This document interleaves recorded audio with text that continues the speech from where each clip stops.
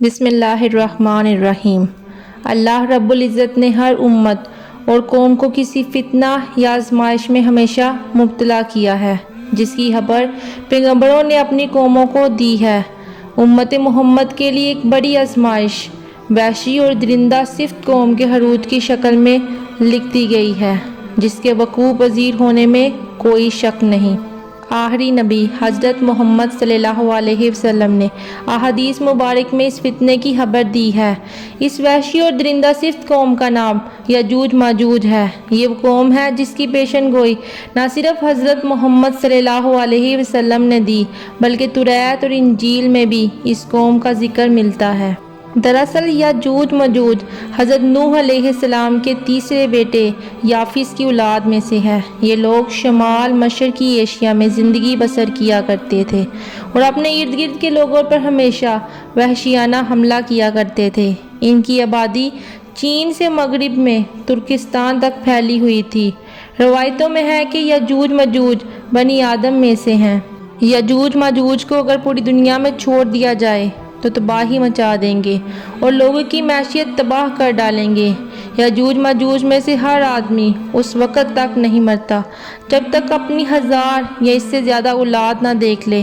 ان کے چہرے تہ بتہ ڈھال کی طرح ہیں۔ یہ لوگ لمبے قد کے ہیں جیسے صنوبر کا درخت۔ یاجوج ماجوج جس جاندار کے پاس سے گزرتے ہیں انہیں کھا جاتے ہیں۔ یہ موسم بہار میں اپنے گاڑوں سے نکلتے ہیں اور سبزہ کھاتے ہیں۔ یاجوج ماجوج کے پنجے اور دانت درندوں کی طرح ہیں۔ ہزاروں سال پہلے زمین پر اللہ کے ایک نیک بندے کی حکومت تھی جنہیں ذوالقرنین کے نام سے جانا جاتا ہے۔ اللہ رب العزت نے ذوالقرنین کو زمین کے ایک بڑے حصے پر بادشاہت عطا فرمائی۔ آپ نے مشرق و مغرب کا سفر بھی کیا۔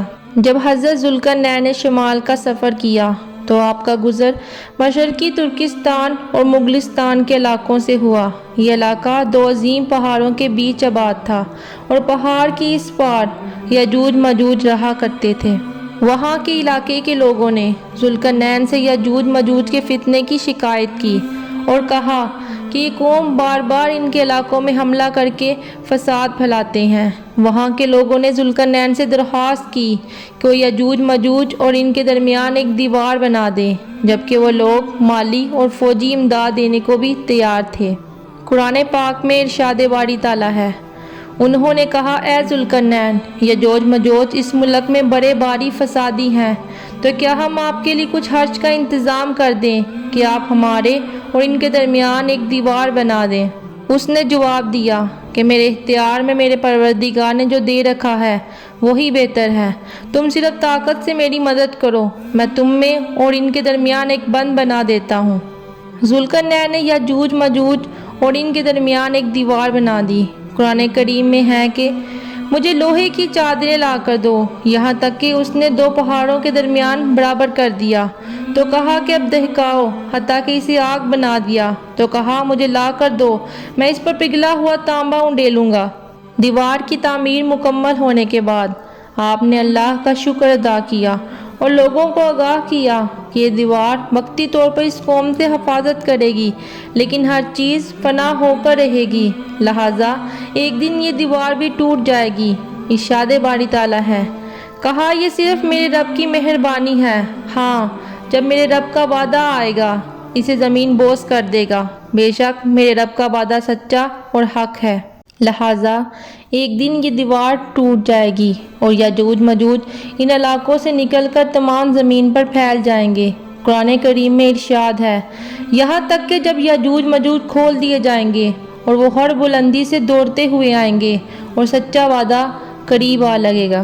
حضرت ابو ہریرہ سے روایت ہے کہ حضرت محمد صلی اللہ علیہ وسلم نے فرمایا کہ وہ دیوار توڑ کر لوگوں پر نکل آئیں گے، سارا پانی پی جائیں گے، لوگ قلعہ بند ہو جائیں گے، وہ ہر جگہ سے بھاگتے ہوئے آئیں گے، ان کے اگلے افراد بحر کبریا سے گزریں گے اور اس کا سارا پانی پی جائیں گے، اور جب ان کے آخری افراد وہاں سے گزریں گے تو کہیں گے کہ کبھی یہاں پانی ہوا کرتا تھا۔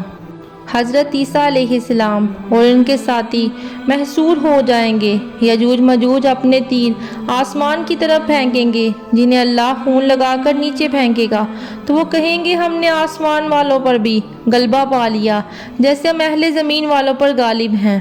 ایک روایت میں ہے کہ بے شک یجوج مجوج روزانہ دیوار توڑتے ہیں، جب وہ مکمل ٹوٹنے کے قریب ہوتی ہے تو انہیں سورج کی شعاعیں نظر آتی ہیں۔ اتنے میں ان کا بڑا کہتا ہے چلو باقی کل توڑیں گے، لیکن اگلے دن اللہ اس دیوار کو پہلے سے بھی مضبوط بنا دیتا ہے۔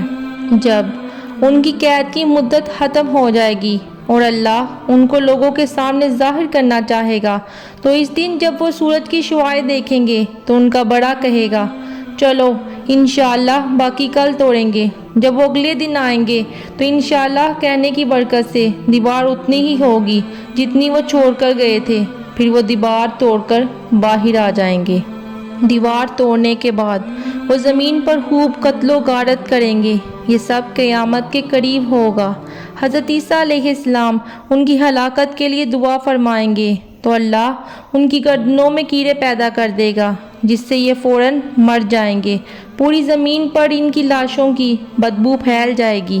پھر اللہ ایک قسم کے پرندوں کو بھیجے گا جو ان کی لاشیں اٹھا کر جہاں خدا چاہے گا پھینک آئیں گے۔ یوں یجوج مجوج کا خاتمہ ہو جائے گا۔